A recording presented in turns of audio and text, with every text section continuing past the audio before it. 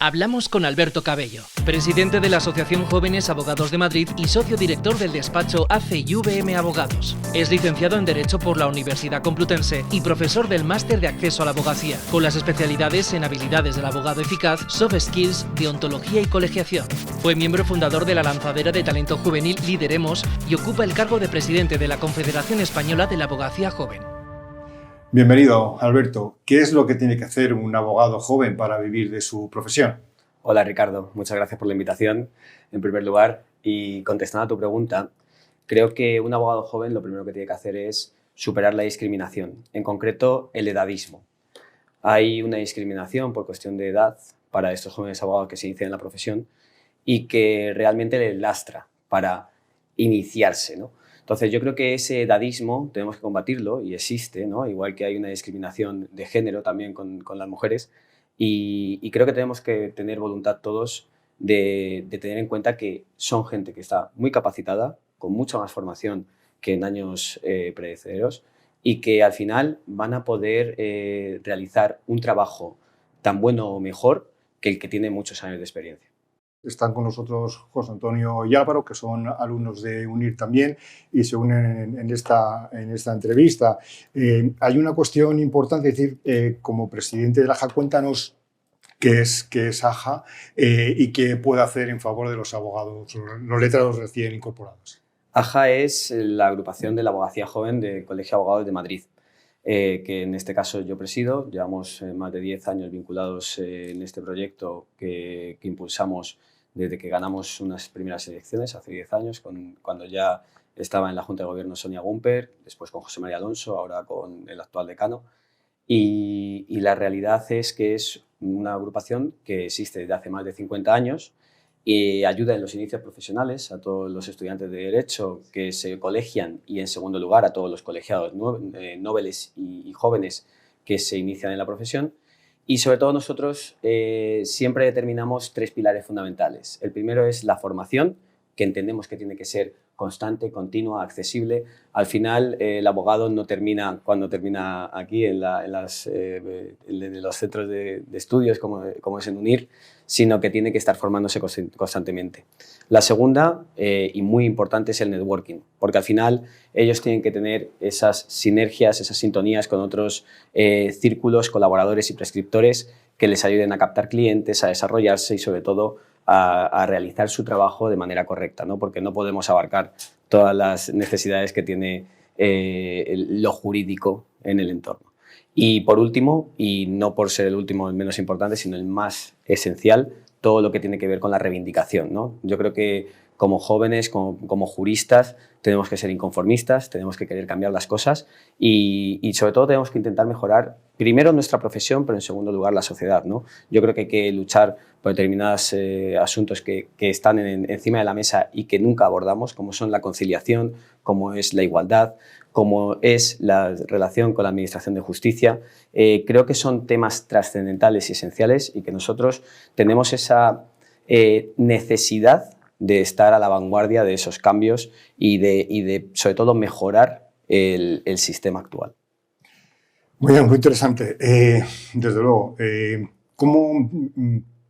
¿cómo es esto de empezar en la abogacía y qué necesidades de conocimiento especializado crees que debe atesorar un letrado ejerciente en sus primeros años? Yo creo que, sobre todo, Ricardo, empezar en la abogacía es un salto al vacío, porque lo que estudias en la carrera no tiene nada que ver con lo que luego ves un poco en el máster y no tiene nada que ver con la realidad total, ¿no? Por eso es tan importante las agrupaciones de jóvenes abogados y los colegios de abogados, porque al final son núcleos gremiales donde ellos pueden interrelacionarse unos con otros. ¿Qué es esencial, Ricardo, para mí? Creo que es fundamental que asuntos que no se ven en la carrera y que deberían empezar a incluirse y que son necesarios para luego poder desarrollar el hecho de la gestión de los clientes, como son todas las habilidades profesionales, se impulsen más, ¿no? O sea, se habla muy poco de negociación, oratoria, comunicación, marketing jurídico, gestión de estrés, gestión del tiempo. Al final son asuntos que no se ven y que es el día a día del abogado profesional, ¿no? Y más allá de eso, hay que intentar transmitirles que aparte de abogados van a ser, o posibles juristas, ¿no? Porque algunos se opositarán o se dedicarán a otras ramas del derecho, pero aquellos que van a ser abogados, que en este caso son los que yo represento, tienen que saber que muchos de ellos van a ser abogados y empresarios y por lo tanto van a tener que tener nociones de marketing, de procesos y de finanzas, que no se habla a lo largo de la carrera, ¿no? Nos quedamos muchas veces en el derecho positivo, en las especialidades y no abrimos ese abanico de las necesidades reales de cuando te inicias en la profesión. Eso es. Bueno, creo que Álvaro también tenía una pregunta para ti. Sí, ¿cuáles son las nuevas áreas del derecho que están en expansión y las que están generando más oportunidad de trabajo para los abogados?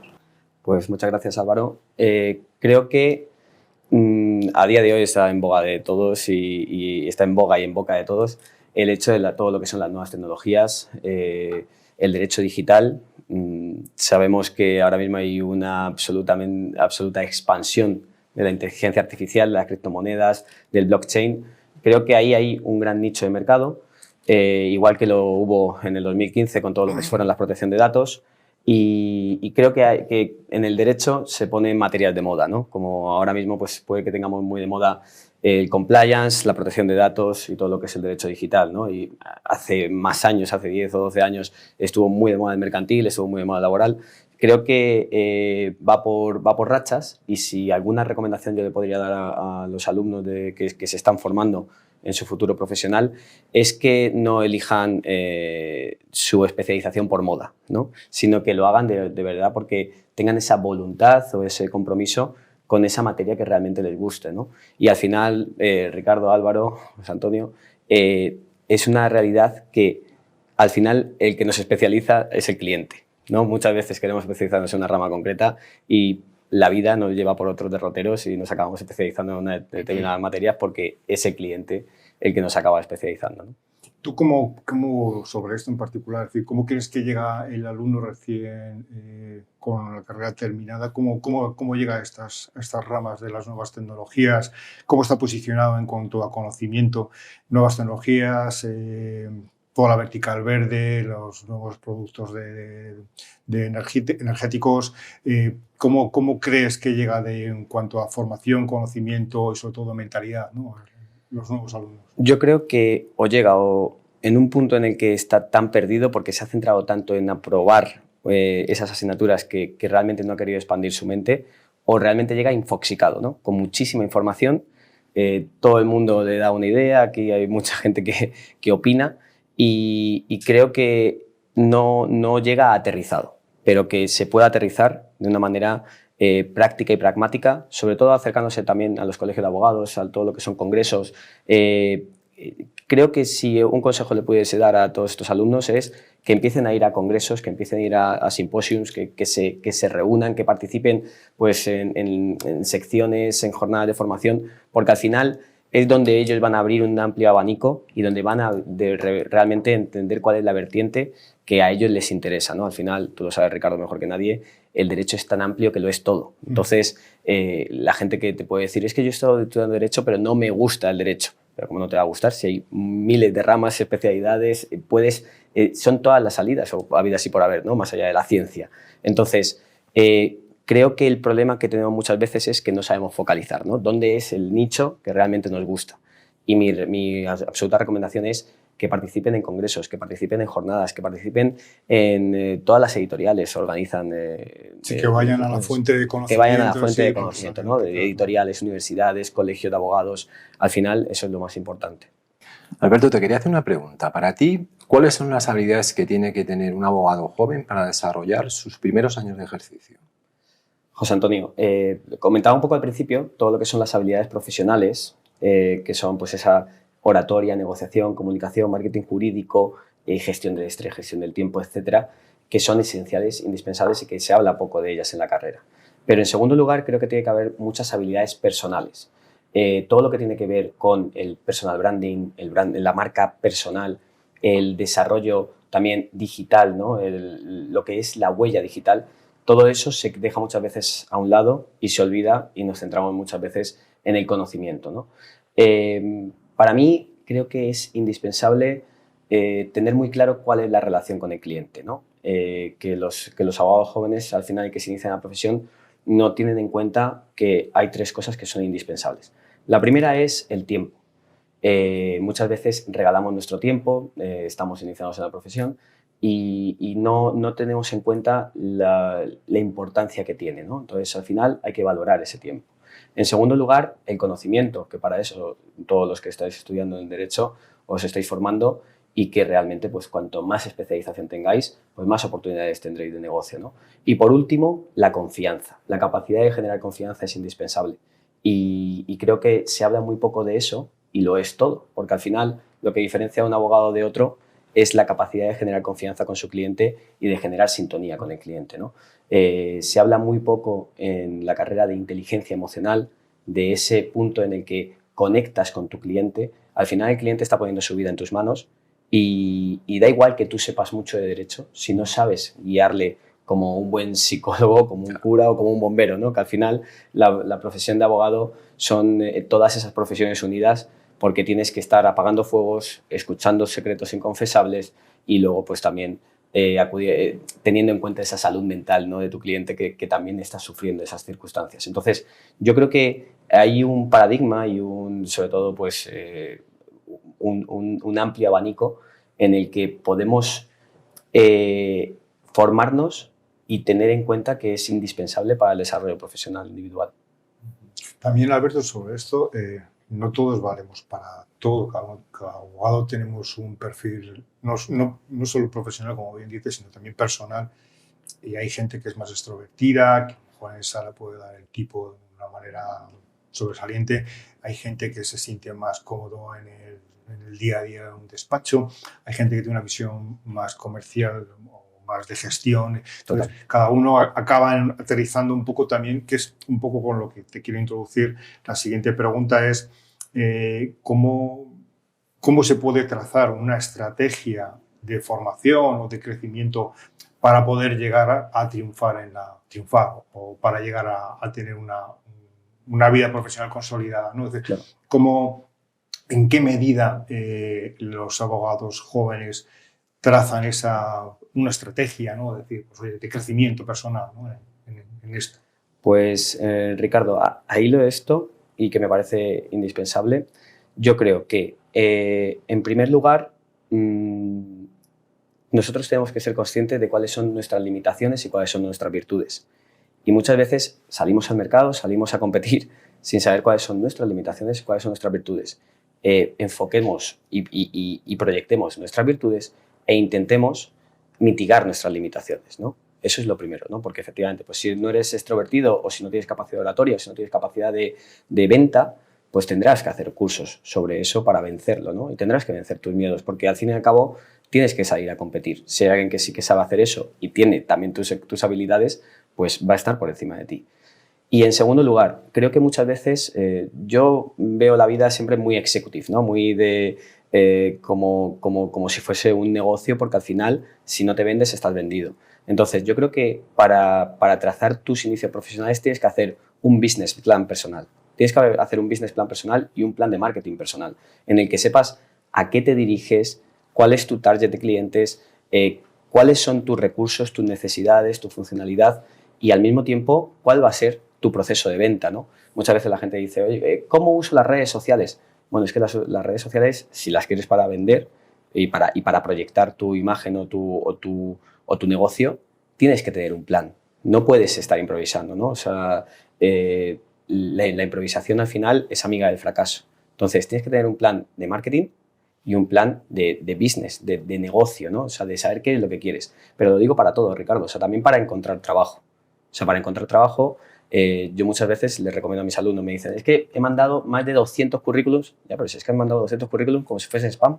No has cogido y has hecho una carta de presentación en la que te presentas y en la que la has personalizado a ese despacho concreto. Tú eres uno más entre miles que se presentan a ese puesto. Entonces, haz una carta de presentación, haz un currículum un poco más adaptado. No te estoy diciendo que lo cambies cada momento, pero sí que no mandes el mismo currículum en el que dice que te gusta el derecho laboral a un despacho de derecho penal. Porque, vale, es un plus, pero no les interesa para nada. Quizás la pregunta previa en esto sería ¿qué es lo que tú quieres hacer? Es decir, si tú quieres hacer derecho laboral, no lo mandes a un despacho mercantil, céntrate en tu vocación, ¿no? Date una oportunidad para triunfar y para fracasar. Tienes toda la vida por delante y en tu histórico, pues lo primero que tiene que reinar es tu propia decisión de qué es el abogado que quiero ser, ¿no? Se habla poco del fracaso y la frustración, Ricardo. Y yo creo que el fracaso y la frustración es aprendizaje. Sin fracasar y sin frustrarte no puedes avanzar. No puede ser todo exitoso porque es imposible. No somos perfectos. No existe eso. No existe. Entonces, yo creo que a la hora de ejercer la abogacía o de entrar en el mundo jurídico hay que saber fracasar y hay que saber frustrarse. Y mi mayor recomendación a aquellos que se inician en la profesión, Alberto, es que yo no sé lo que me gusta, normal, pero ¿cómo vas a saberlo si no lo has vivido, no lo has visto, ¿no? Muchas veces me dicen, es que a mí me gusta el derecho penal. No, mira, a ti te gusta el derecho penal a nivel teórico, o te gusta el profesor que te ha dado esa clase, o te gusta el entorno en el que has estudiado ese derecho penal. Pero el día a día, a lo mejor no te gusta bajar a un calabozo o atender a un cliente con un tema penal de delito de sangre o un tema de violencia de género, a lo mejor no te interesa. Entonces, yo creo que hay que separar la teoría de la práctica. Y para la práctica, mi mayor recomendación, acompaña a un abogado llevándole el maletín. Y no te estoy diciendo que seas su sirviente, te estoy diciendo que la acompañes. Te estoy diciendo que para entender el mundo laboral o el mundo penal o el mundo civil, que hablamos distinto, nos comportamos distinto y hasta vestimos distinto, tienes que acompañar a un abogado en ese espacio. Y no puedes limitarte a tener, o sea, no puedes limitarte a solamente una experiencia, porque claro, no es lo mismo un abogado penalista que acompañar a tres, ¿no? Entonces, creo que eso es mi mayor recomendación. Dedica tus primeros años a acompañar a abogados, porque además tú lo sabes, Ricardo, todos los profesionales que estamos en el mundo del derecho y que tenemos años de expertise, no tenemos limitación o problema en que un estudiante nos acompañe o alguien que se acaba de colegiar nos acompañe y esté con nosotros en el día a día, ¿no? Al contrario, estamos encantados de poder proyectar todos nuestros conocimientos. Por lo tanto, mi mayor recomendación es entiende desde dentro la idiosincrasia de cada especialización, porque si no, tú no puedes decir me gusta el derecho penal. Te gusta el derecho penal en teoría, pero no en la práctica, en el día a día. Lo de acompañar a letrados me parece que eso es fundamental, tener la experiencia, contar con la experiencia de alguien ya formado y conocer los entresijos de la profesión y del día a día, no solamente la parte bonita de la película, sino también pues, bajar un calabozo, Claro. las guardias y las negociaciones que se tienen en Plaza Castilla, esas cosas. Esto viene un poco también en conexión con la relación entre el abogado que está empezando con un letrado que tiene más experiencia, que es básica y fundamental, con el estatuto del becario. Cuéntanos un poco cómo está esto, qué deficiencias o qué mejoras, qué propuestas piensas que se puede hacer o cómo beneficia el letrado. Sí, en este punto, Ricardo, hay que diferenciar entre el estatuto impulsado por el Ministerio de Educación, que es el estatuto del becario para todos los becarios en general, y un estatuto del becario que nosotros quisimos impulsar, la Agrupación Joven de Madrid, para los estudiantes de Derecho, ¿no? Porque además creo que son especiales y distintos al resto de becarios, porque no es la misma sintonía o formación. Nosotros impulsamos este estatuto desde hace más de 5 años, lleva 3 años metido en un cajón en el Colegio de Abogados de Madrid y sí que nos interesaría que se ponga en relevancia y que salga a la luz y que sobre todo que se apruebe, porque al final tiene que haber unas garantías para estos estudiantes de Derecho, ¿no? Como te decía, las universidades dicen yo no soy responsable porque yo ya he puesto en contacto al alumno con el despacho de abogados. El despacho de abogados nos hace responsable porque dice que él tiene ya la relación con el alumno. Los colegios de abogados, el Consejo General de Abogacía, nos hace responsable porque dice que son aspirantes o estudiantes y que por lo tanto no son colegiados. Entonces al final es la pescadilla que se muerde la cola y nadie se hace responsable del vínculo que existe entre estos becarios, practicantes o personas en prácticas, pasantes que realizan sus prácticas y sus inicios profesionales en esos despachos, ¿no? Hemos llegado a encontrarnos casos en los que se le cobra al alumno por cursar las prácticas. Entonces eso es abusivo, Ricardo. Creo que hay que saber separar mucho entre lo que es curricular y extracurricular. Lo curricular, obviamente, es formativo y como es formativo, pues bueno, se puede dar una ayuda de estudio no tiene por qué estar remunerado, pero tampoco puedes estar exigiéndole trabajo. Todo lo que es extracurricular, pues si sigue siendo formativo y lo tenemos muy bien anclado y muy bien posicionado, perfecto. Pero si ya empieza a hacer trabajo para el despacho, ¿cómo no va a estar remunerado? ¿Cómo no va a estar valorado, ¿no? Y luego el vínculo y la relación tiene que estar bajo unos límites y unos parámetros, ¿no? No puede haber becarios o gente en prácticas que esté más horas de las que tiene que estar en un despacho, que esté haciendo trabajos de administración, porque, oiga, es que estos señores son graduados que están haciendo un máster y que van a ser futuros letrados, no son administrativos. Entonces, todo eso tiene que estar recogido en un programa, en un reglamento que sea ese estatuto que garantice los derechos básicos de esta gente. Sí, también un recordatorio. Yo ya hablando ya por letrado mayor, yo tengo 28 años de ejercicio, también por nuestra parte, quizás también mostrar un compromiso a la gente ya más que peinamos canas sobre un programa de mentoring, más compromiso con la gente joven, que hemos sido jóvenes, no nos olvidamos de cuándo lo fuimos y cómo nos encontrábamos, ¿no? Y quizás un poco de las dos partes en un encuentro de obligaciones y derechos y de un poco pues, planificar los que amamos la profesión, lo primero respetarla, ¿no? Porque el más joven está cumpliendo una labor constitucional de hacer de este mundo más justo y aplicamos derecho, mayores y jóvenes. Sobre todo, Ricardo, el Estatuto General de la Abogacía recoge que tenemos como abogados senior o con más experiencia una especial relación con aquellos abogados que se inician en la profesión y por lo tanto tenemos que ayudarles y mentorizarles y estar ahí para lo que necesiten. En segundo lugar, nosotros, por ejemplo, desde la Abogacía Joven de Madrid impulsamos durante estos últimos 5 años, el problema ha sido la pandemia, que ha sido nefasta para todo, pero sí que hemos impulsado el hecho de mentorizar a muchos jóvenes que se iniciaban con abogados senior. Y sobre todo, y al hilo del tema del estatuto del becario, yo creo, Ricardo, yo soy más de premiar que de castigar. Creo que sería interesante un sello de buenas prácticas profesionales para aquellos que realmente cumplan con unos objetivos de mentorizar, de tratar con respeto, con dignidad, con ese punto de pureza a quien se inicia en la profesión. Yo estaba, sí, muy de acuerdo.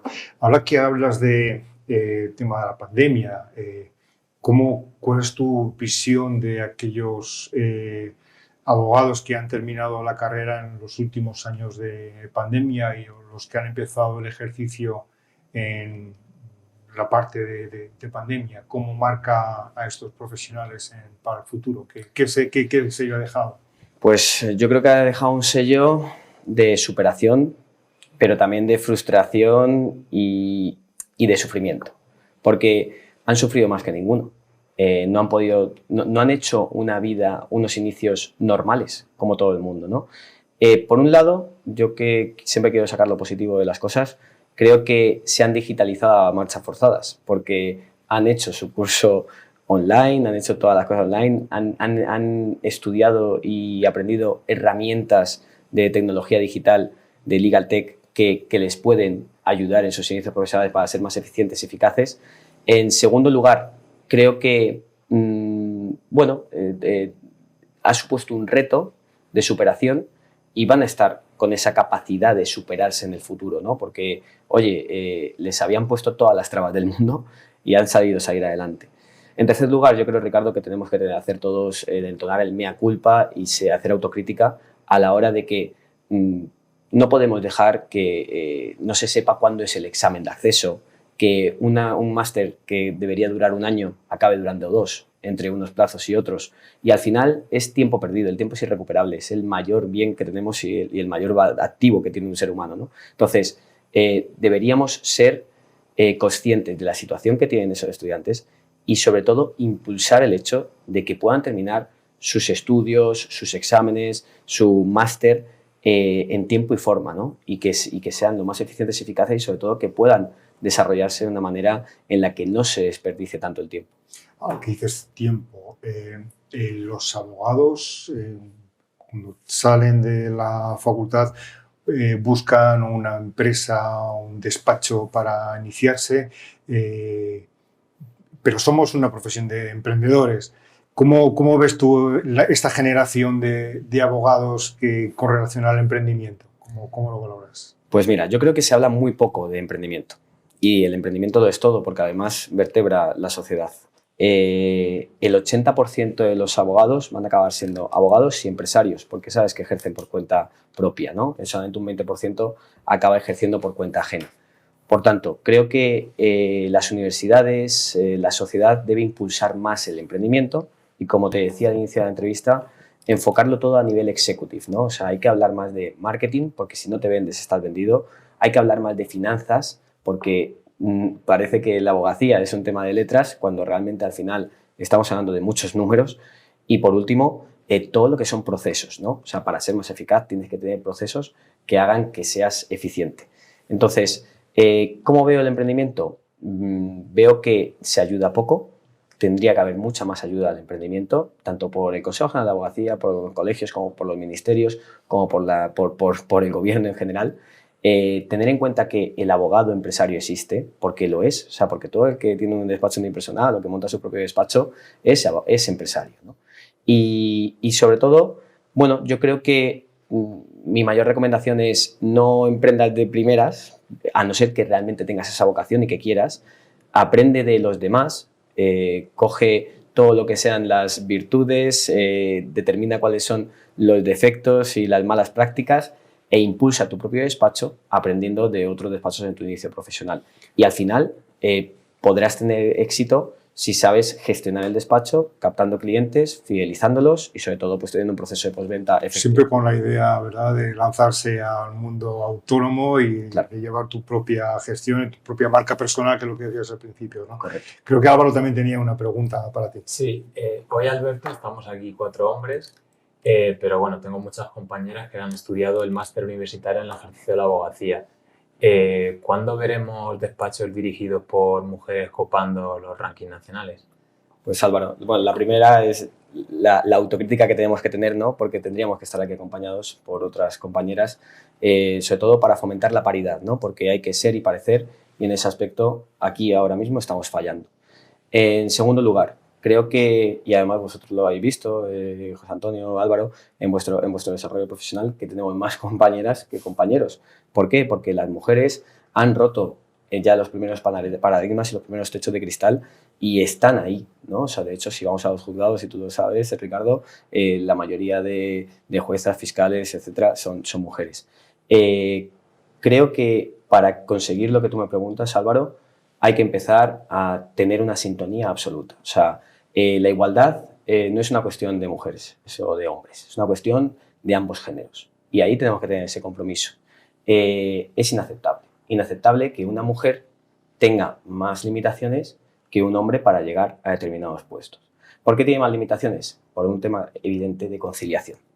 No se está fomentando la conciliación, porque una mujer, si quiere desarrollar su familia, tener hijos y cuidar su casa, tiene que ser una superwoman para poder también estar a la altura competitiva a nivel profesional.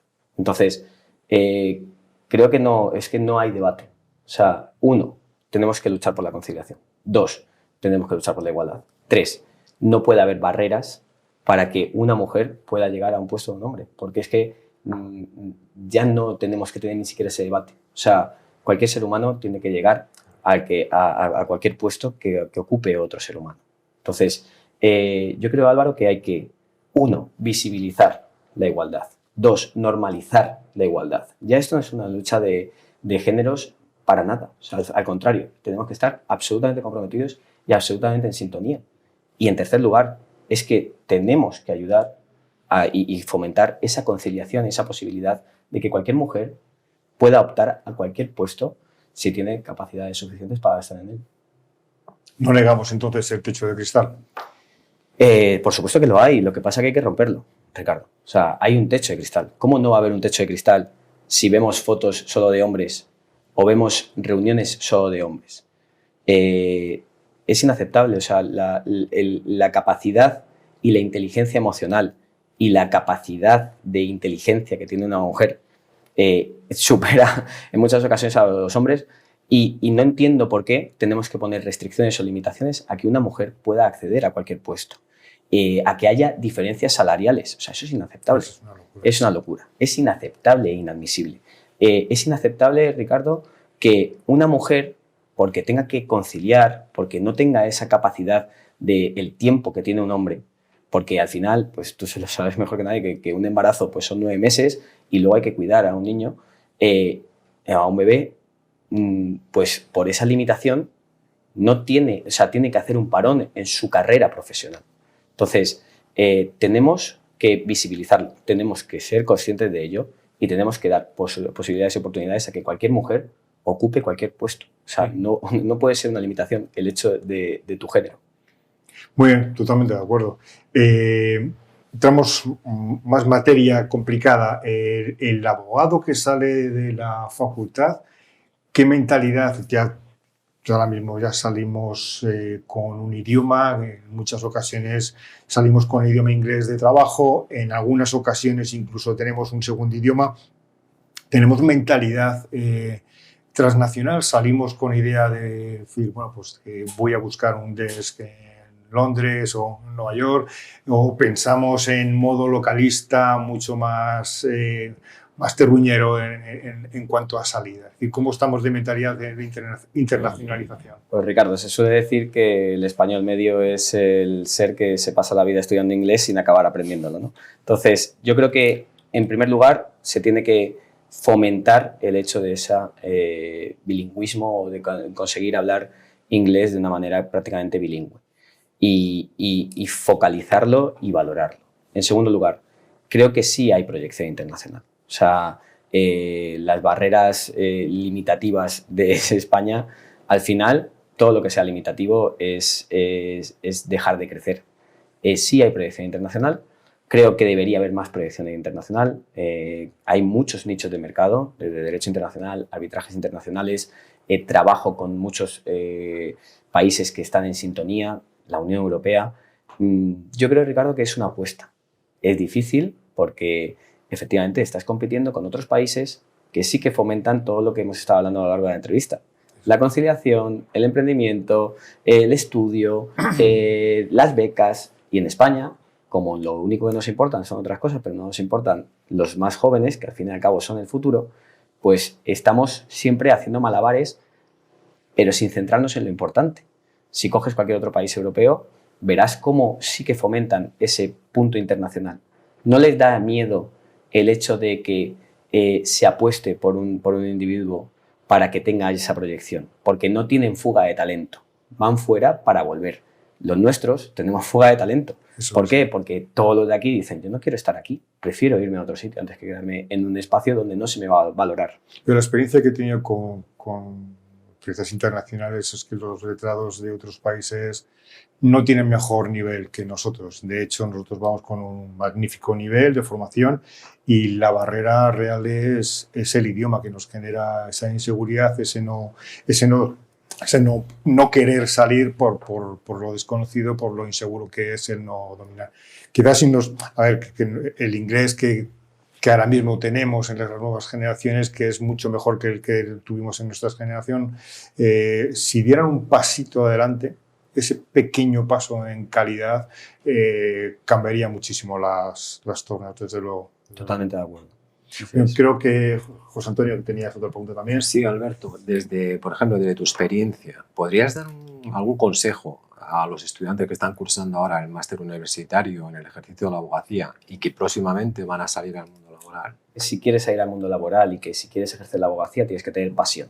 Si no tienes pasión por el derecho, por la abogacía, por resolver problemas, por lidiar con ellos, quizás no es tu mundo y no es limitativo. A lo mejor es interesante que veas otras posibles salidas. En segundo lugar, hablábamos al inicio de la frustración. Hay que hablar del fracaso y de la frustración. No pasa nada por fracasar o por frustrarte. No pasa nada por redireccionarse, ¿no? No pasa nada porque se cierre una puerta y se abran varias ventanas. Creo que hay que tener una capacidad de resiliencia para ejercer esta profesión única. Y eso hay que hablarlo y hay que normalizarlo. Oiga, seamos resilientes, porque si no, de verdad, esta profesión es muy dura. Todos los días, yo siempre digo, Ricardo, que el abogado no es capaz de celebrar los triunfos porque cuando tiene un triunfo, el mismo día algo le ocurre que ya le va a frustrar, a poner de mal humor o algo que vence mañana, ¿no?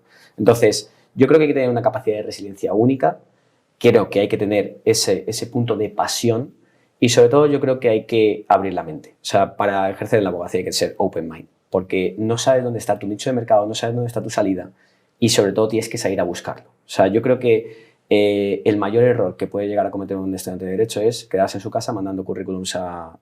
Eso te voy a preguntar. ¿Dónde están las grandes oportunidades que nuestros alumnos están deseando conocer? ¿Dónde están las grandes oportunidades hoy, ahora? Bueno, no sé si son grandes, pequeñas o medianas, pero creo que las oportunidades están saliendo a buscarlas. O sea, ya no puedes esperar detrás de la trinchera a que vengan hacia ti, ¿no? Ya tienes que salir fuera de la trinchera e ir a cazar esa oportunidad. Cuéntanos sectores, hablando empresas, de mi libro, yo creo que es importante acercarse a las agrupaciones de jóvenes abogados. Vale. ¿Por qué? Porque vas a conocer gente que hace unos años estaba como tú y vas a aprender de sus errores y de sus éxitos, ¿no? Entonces, yo creo que ese es el primer punto. Acercarte a las agrupaciones de jóvenes abogados, acercarte a los eventos de abogados, acercarte al Consejo General de Abogacía, a los colegios de abogados, etc. En segundo lugar, ¿dónde están las grandes oportunidades, Ricardo? Yo creo que en función de lo que busques, ¿no?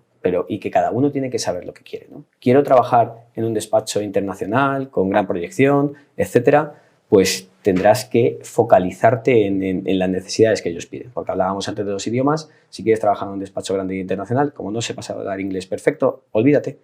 Así que lo primero que tienes que hacer es saber hablar inglés perfecto. ¿Quieres trabajar en un despacho mediano? Especialízate en un asunto concreto. ¿Quieres trabajar en un despacho pequeño, más o menos unipersonal? Pues tendrás que saber aportar negocio. Y yo creo que lo más importante de lo que no se habla, Ricardo, es de aportar negocio. Si a mí alguien me viene a mi despacho y me dice, Alberto, sé poco derecho, pero voy a aportar el doble de lo que tienes que pagarme a mí en negocio, en facturación. Estás contratado ayer. Estás contratado, efectivamente. Entonces, ¿qué es lo que tienen que aprender? Pues a captar cliente, a saber dónde están los nichos de mercado para captar esos clientes, a generar confianza. Y ofrecer lo mejor de sí mismos, ¿no? Es decir, llevar una buena formación, presentar una carta de servicios óptima y con una preparación de peso y sobre todo actitud. Pero sobre todo el hecho de captar negocio es esencial. O sea, el hecho de generar negocio, que parece que, no, bueno, un despacho mediano o grande no hace falta. No. Si quieres ser socio, vas a tener que aportar negocio. Sí. Entonces, yo creo que se olvida mucho del marketing y las ventas. Porque, bueno, como es una profesión en la que no se habla de empresa, nos olvidamos de marketing y venta, pero para que el resto funcione tienes que primero venderte y luego vender. Entonces, yo creo que ese es un punto en el que yo les animaría a verlo, a vivirlo, a experimentarlo, a estudiarlo, a hacer cursos, a acercarse a despachos y ver cómo se capta un cliente. Pues, Alberto, ha sido de grandísima utilidad todo lo que nos has contado. Recomendaremos a nuestros alumnos que se pasen por las oficinas de AJA a enterarse bien de cómo arrancar en este mundo de la profesión. Te damos las gracias también a Laura y a José Antonio por vuestra asistencia y muchísimas gracias y ha sido desde luego un placer tenerte aquí. Muchas gracias. Muchas gracias a vosotros. Enhorabuena. Gracias.